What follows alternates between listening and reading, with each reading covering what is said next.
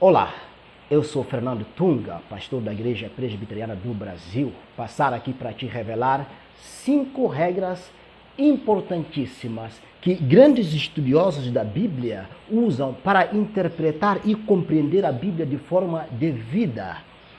Antes de avançarmos aqui, peço a você gentilmente que inscreva-se no nosso canal aqui para poder receber todas as outras publicações que serão lançadas neste canal. Então, aperte o botão receber todas as publicações, dá seu like e compartilhe nas suas mídias sociais.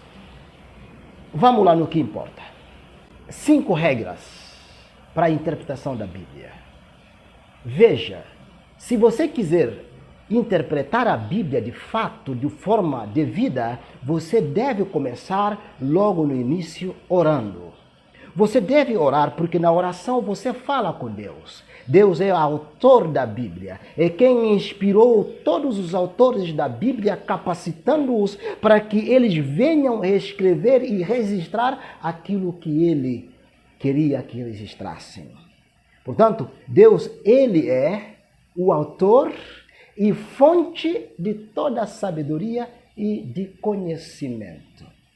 Em segundo lugar, se você quiser interpretar a Bíblia, deve pesquisar o contexto histórico. Quando eu falo de contexto histórico, estou me referindo ao contexto cultural, social, militar, principalmente contexto político. É bom você entender o contexto político, porque muitas coisas na Bíblia, para entendê-las, é necessário você se enquadrar politicamente. Por exemplo, a morte de Jesus Cristo envolveu questões políticas.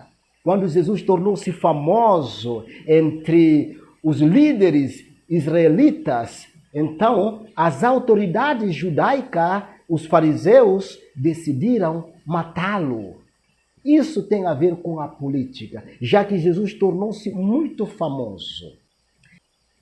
Em terceiro lugar, se você quiser entender a Bíblia, você deve deixar a Bíblia falar por si só. Deve deixar a Bíblia auto-interpretar. A Bíblia por si só se interpreta. Existem algumas passagens da Bíblia que você vai ler e não vai entender direito o que está dizendo. Mas é possível você encontrar a explicação daquele assunto em outra parte das Escrituras. Por exemplo, quando Mateus fala da cura do paralítico, ele não traz muito detalhes sobre a cura desse homem. Mas quando nós lemos, por exemplo, evangelista Marcos e Lucas, nós encontramos detalhes sobre a cura desse paralítico.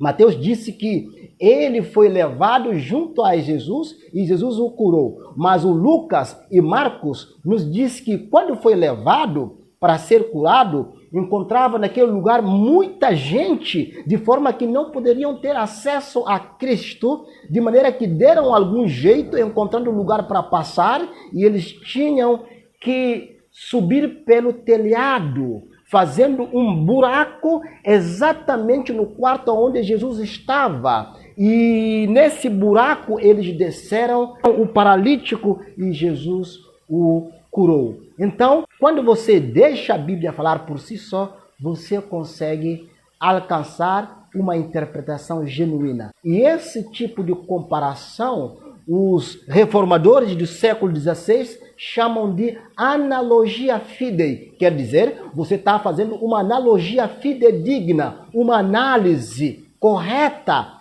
e você dá sentido àquela passagem que você estuda. Em quarto lugar, se você quiser de fato interpretar a Bíblia de forma correta e devida, faça a comparações de diferentes versões da Bíblia. As Bíblias que nós temos hoje foram traduzidas a partir das línguas originais. As línguas originais são hebraico, a língua grega e a língua aramaica. essas línguas são línguas antigas. E todas as traduções que nós temos hoje são traduções que foram feitas com muito trabalho, muito labor, muito esforço dos estudiosos. Mas mesmo assim, essas versões todas não alcançaram nenhuma perfeição. Então, quando você lê uma determinada versão da Bíblia, você pode ter alguma dificuldade para entender o que está sendo dito. Então, há necessidade de você pegar outra versão para você ver como foi traduzida aquela versão. Eu sugiro que você tenha pelo menos 3 versões básicas, como por exemplo, Almeida, Revista Atualizada, a NVI e a Bíblia na linguagem de hoje. Quando você lê essas versões diferentes, você tem outro tipo de brilho, você tem outro tipo de visão a respeito do texto que você está lendo. Em quinto e último lugar, faça aplicação. Enfim, todo o seu trabalho, todo o seu labor visa que você faça aplicação. Aplicação significa você fazer com que aquela mensagem do texto que você está estudando e interpretando faça-se sentido a quem você fala, ao seu público, à sua congregação, à tua comunidade. A aplicação pode ser feita através da exortação, advertência ou então consolando o povo de Deus. Mas por que você tem que orar depois, fazer todo esse trabalho de pesquisa? Porque Deus é autor da Bíblia. A Ele você deve falar primeiramente e depois pesquisar.